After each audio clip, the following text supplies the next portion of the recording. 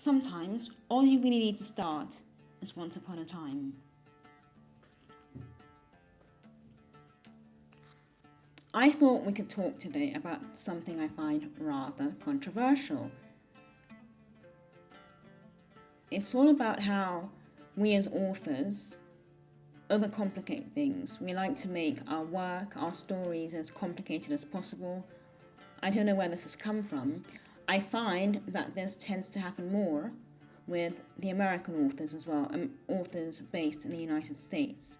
And I'm not sure why. I don't know if it's due to wanting to get as many readers as possible or get the accolades from the industry or from the publishing houses, but I'm noticing it more and more. And one thing I will say is a complicated story doesn't necessarily mean a better story. It just means it's more complicated.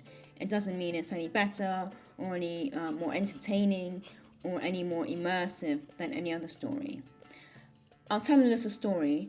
I picked up a book once at the airport. This was at Heathrow Airport. I was backpacking at the time and I was on a trip to Panama. I picked the book up at the local W.H. Smith. For those of you who don't know, W.H. Smith is a local bookshop in London, or across the UK. I don't know if they still exist anymore because I no longer live in the United Kingdom. Anyway, I picked up these books. They were on the bestseller list. Because they were on the bestseller list, I automatically thought they were going to be amazing books. Got on the plane, started reading one of them.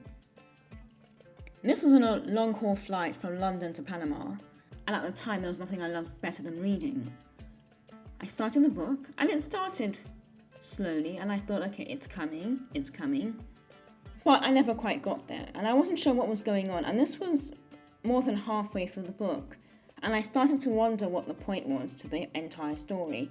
And this was a book that had an amazing blurb. It was about a young boy whose sister had died in childhood, and I thought this is a great story. This makes for a good background blurb. The blurb sounds amazing. The cover looks really good. It looked dark and ominous. I was tempted to put the book down at one point because I thought, where is the story going?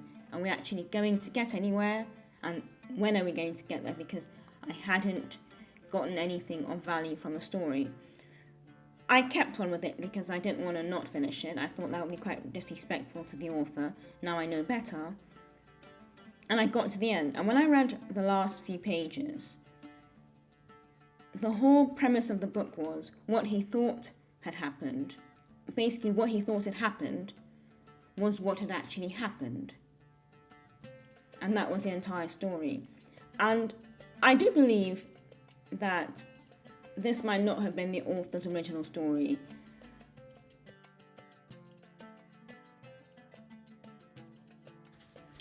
It was all very attention-grabbing, theatrical, and I do honestly believe that the writers thought it would make for a better story. And these were also books that had gone through very heavy editing via the publishing houses. So I was surprised that these books were being released because I could not finish a story. And I think, if we're going to be perfectly honest, a lot of other readers couldn't finish them, because one thing I realised with a lot of these books that were being made into series as well, a couple of them, the readers had fallen out of love by book 2, because what the authors did was throw too much in there, throw so much into book 1 in a bid to capture the reader's attention.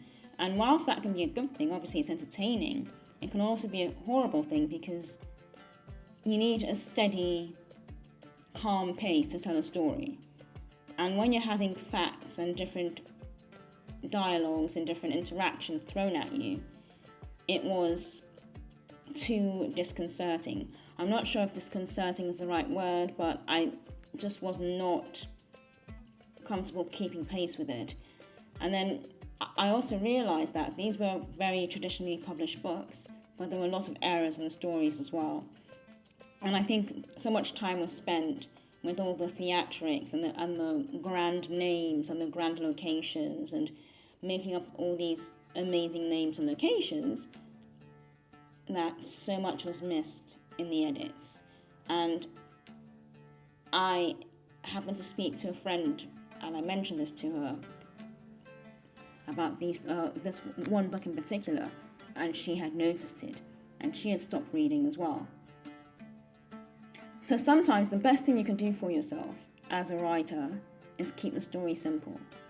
Go back to the stories like your grandparents told, your great-grandparents told, once upon a time, the end.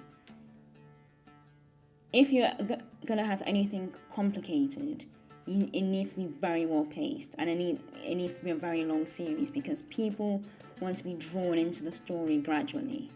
They don't want to feel like they're being yanked into different dimensions, into different places, and in between different characters as well.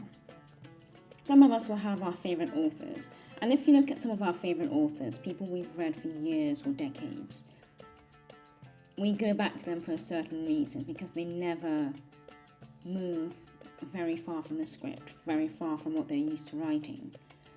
And this is what you do as well as a writer, because you cannot afford to confuse your readers. Keeping a story simple can be beneficial in many ways. It gives clarity to the reader, it increases reader engagement,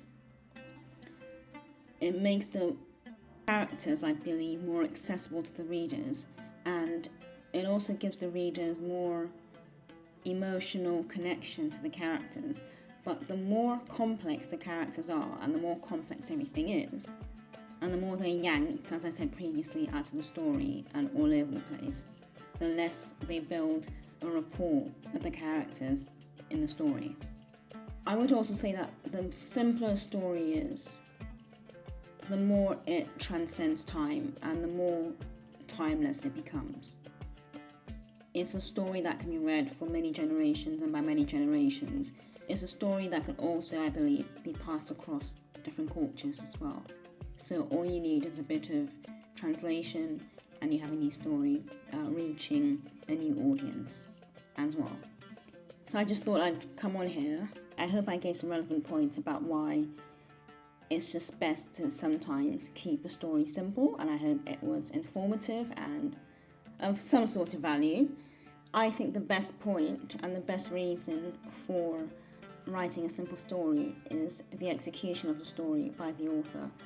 Writing a simple story is easier for the author to write, as silly as that sounds, because it's easier to just write it down, check your work, send it over to the editor, and it'll be easier for the editor to edit as well, and for any other people involved in the process to go over the work and navigate the work. So I would say definitely try and keep stories as simple as possible for your own good, for the good of the reader, and for the quality of your work. Bye.